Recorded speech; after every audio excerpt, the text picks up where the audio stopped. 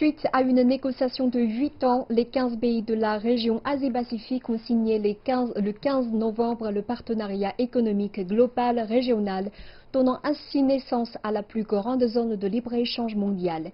Sa création renforcera la libéralisation et la facilitation d'investissements commerciaux, contribuant à la croissance de l'économie régionale et mondiale. Plus de détails dans la rubrique Media Focus d'aujourd'hui avec ma collègue Jessica Chum. Bonjour Jessica. Bonjour. La première question, comment les médias voient-ils l'accord récemment signé? Alors, pour rappel, les 15 pays membres du RCEP représentent un tiers de la population mondiale. Donc, l'accord vise à annuler 90% des droits de douane entre les pays membres dans les 20 ans suivant son entrée en vigueur et à améliorer l'accès au marché des biens et des services dans la région. Pendant l'épidémie, les négociations sur le RCEP ont eu lieu principalement par visioconférence. The Straits Times a rapporté que les ministres participants avaient déclaré dans un communiqué conjoint que la signature de l'accord renforcerait la confiance commerciale entre les membres et soutiendrait un système commercial multilatéral basé sur l'ouverture, la tolérance et la réglementation. Le RCEP jouera donc un rôle important dans la reprise économique après la pandémie et contribuera à la croissance de l'économie régionale et mondiale, selon le journal singapourien. Et donc, l'accord va-t-il apporter quelques changements dans la région Asie-Pacifique? Oui, alors selon des prévisions citées par die Deutsche Welle, le volume des échanges commerciaux entre l'Asie du Sud-Est et la Chine accroîtrait de 40 milliards de dollars d'ici 2023. L'Indonésie, le Cambodge, le Laos, la Malaisie, le Myanmar et les Philippines, qui font partie des pays ayant signé l'accord, sont riches en ressources. Singapour et la Thaïlande sont des pays riches et le Vietnam connaît une croissance économique forte.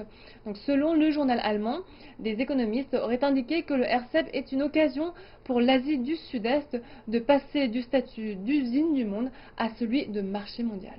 Et le commerce entre la Chine, le Japon, la Corée du Sud va-t-il aussi en profiter? Alors, pour répondre à votre question, rappelons que le RCEP est le premier accord de libre-échange entre la Chine, le Japon et la Corée du Sud. Or, selon le Nikkei Asian Review, la Chine et la Corée du Sud sont respectivement le premier et le troisième partenaire commercial du Japon. Après la signature du RCEP, il est prévu que 91,5% des produits exportés et 98,6% des produits importés japonais seront exemptés de droits de douane. Donc le RCEP donnera une place importante au commerce sino-japonais car les deux pays n'avaient aucun accord de libre-échange jusqu'à maintenant.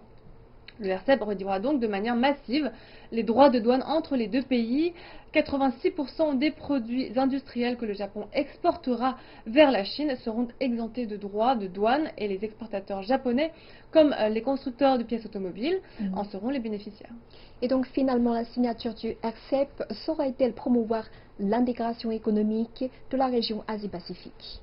Alors, selon le Financial Times, la signature du RCEP marque en effet une étape particulière vers l'intégration économique de l'Asie-Pacifique et diminuera davantage l'influence américaine dans cette région.